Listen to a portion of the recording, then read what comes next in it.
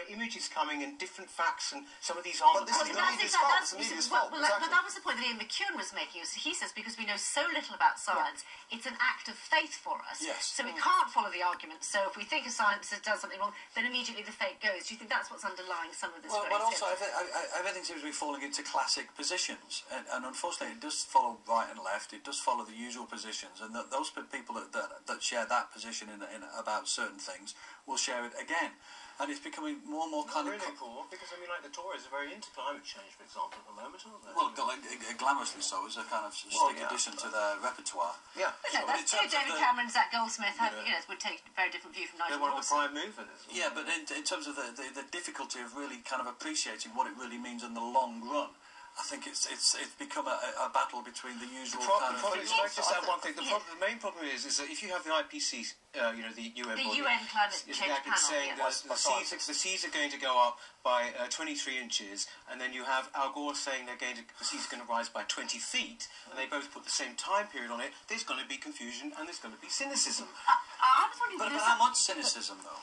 Well, I mean, the cynicism seems to be exaggerated. But also, you have to look at some of the material realities behind this. Who is driving the cynicism? There are a lot of vested interests, oil industries, gas industries, the people funding these think tanks, and there are are vested industries, dubious blogs. All of these elements are behind it, and the fact that the fact that skepticism has increased is not unrelated to the huge amounts of money poured into sort of dodgy criticisms of the last decade. And there's huge amounts of money as well riding on keeping the climate change thing going. There's intellectual capital, there are reputations at stake, there is huge amounts of money, public money at stake. This is a conspiracy theory. No, it's not a conspiracy theory, it's nothing to do with it. And as for blogs, I mean, the fact is, if it hadn't have been for the blogosphere, some of these things wouldn't have actually come to light, because they are often people working away. And what has been their progressive achievement? What is the result of all this? Many journalists have actually kind of gone native on this. They actually have gone pretty much on the side of climate change. They just take what they're given from the climate change lobby. Maybe because they respect sort of academic integrity and scientists who've done well.